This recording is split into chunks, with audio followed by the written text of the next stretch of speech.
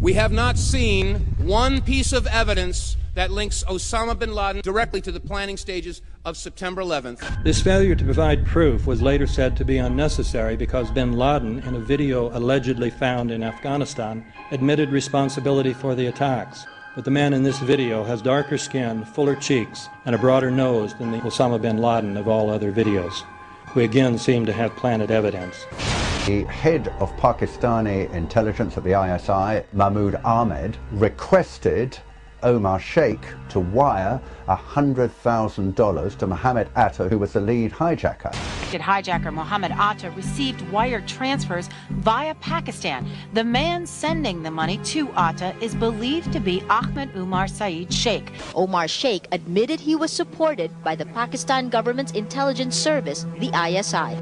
We know that the men who were supposedly the hijackers had their houses, cars, credit cards paid for by the U.S. government. They were, in truth, agents. Number 10, top reason for thinking the hijackers are fake. Their names do not appear on any passenger manifest. That's not easy to arrange, my friends. If you know of any other case, I'd be interested in hearing it. Number 9, none of them were subject to any autopsy. Would have been interesting, powerful evidence if in fact we had some bodies here to offer some proof, but there is none. Number 8, top 10 reason for thinking these hijackers are fake. 5 to 7 at least have turned up alive and well and living in the Middle East. They've even been interviewed by the BBC and The Guardian in the UK. Now, I dare say that if they were actually killed in the impact of these airliners, then it's even more difficult to imagine how they could have arranged those interviews. Walid al-Shari is a Saudi Airlines pilot in Casablanca, Morocco. Wael M. al-Shari is alive and well. Abdulaziz al-Amari is a Saudi Airlines pilot living in Saudi Arabia. Mohand al-Shari is alive in Saudi Arabia. Khalid al-Madar is a computer programmer in Mecca. Salam al-Hamzi works at a chemical plant in Yanbo, Saudi Arabia. Saeed al-Ghamdi is training to be a pilot in Tunis. Ahmed al-Nami is an administrative supervisor for Saudi Airlines. And last but not least, Mohammed Atta's father claimed to receive a phone call from his son on September 12th. 14 of the hijackers based their training in Florida, and the 5 that allegedly hijacked Flight 77 lived in a motel right outside the gates of the NSA. But here's one of the biggest pieces of evidence. You all heard them say that a paper passport fell out of one of the towers and was picked up by a police officer on the street.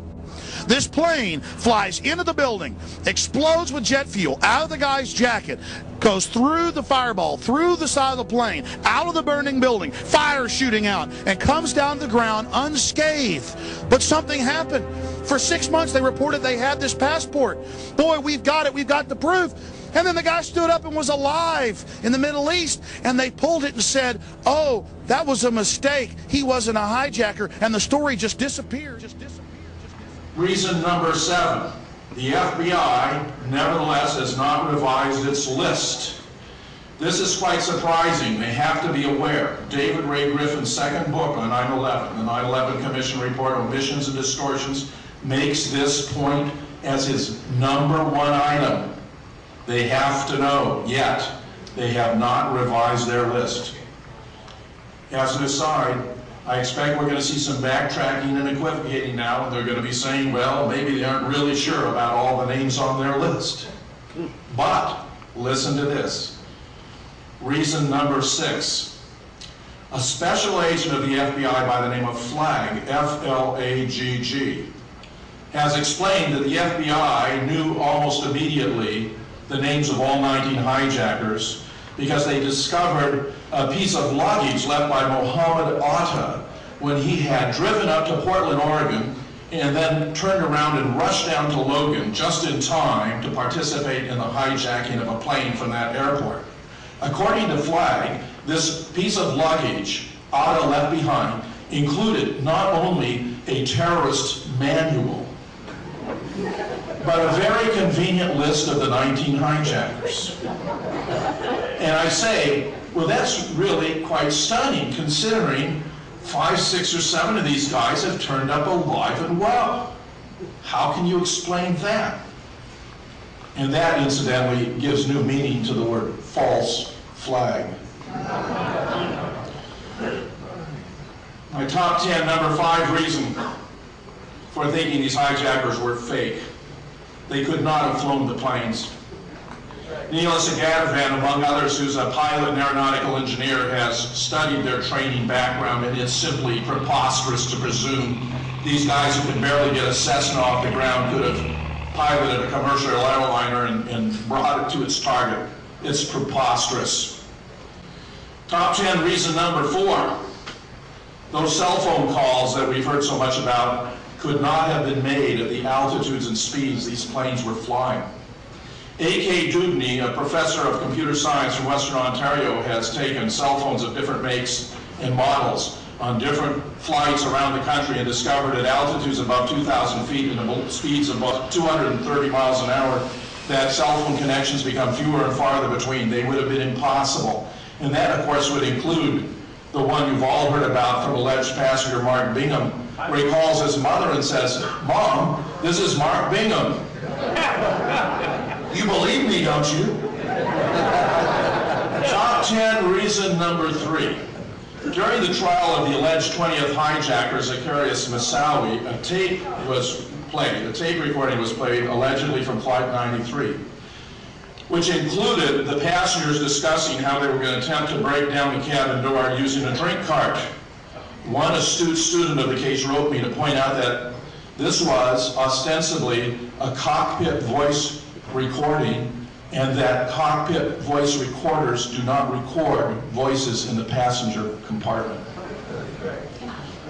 Top 10 reason number 2 why these hijackers appear to be fake. The last words attributed on that tape to the hijackers who were facing imminent death was Allah Akbar, which is Arabic for God is great, God is great. According to a Muslim member of Scholars for 9/11 Truth, the last words that a devout follower of Islam should say when confronting imminent death is not those words, but rather, in Arabic, there is but one God, Allah, and Muhammad is his prophet. I therefore suggest that the writers assigned to this script simply didn't know enough to get it right. Number 1, top 10 reason number 1 for believing these hijackers were fake. Zacarias Moussaoui, this April, was subjected to a trial to determine whether he should be punished by life imprisonment or even death for not coming forward to reveal the plot, which the government maintained, had he done, would have enabled the government to have intervened and saved lives. I make 3 observations. A year before, Zacarias Moussaoui confessed to a different plot. He had acknowledged that he had been involved in a plot to fly a plane into the White House in order to extort release of a terrorist, a sheik who had been imprisoned for terrorist activities in 1993. He denied he had anything to do with 9/11. A year later, the federal government has played a shell game, and now they're insinuating and implying he had something to do with 9/11. As my good friend Webster Tarpley has observed, this man had no obligation to come forward and to confess his involvement in a plot, even if he had been involved in 9/11. We still have something here known as the Fifth Amendment. He had no obligation to incriminate himself. Third, and most tellingly, and this must have been incredibly embarrassing to the government, an FBI agent testified he'd been following Moussaoui. He'd been observing him taking this flight training.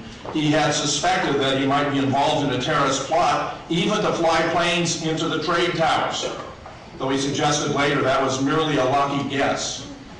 He testified under oath that he had told his superiors about his suspicions, not once, not twice, 70 times. And I say to you, 5 or 6 might be excused as ordinary incompetence. 20 or 25 may be criminal neglect. 70 times has to have been a matter of direct policy, deliberate policy. They were keeping these guys in reserve so they could use them as their cover story when the government itself perpetrated these dastardly terrorist acts.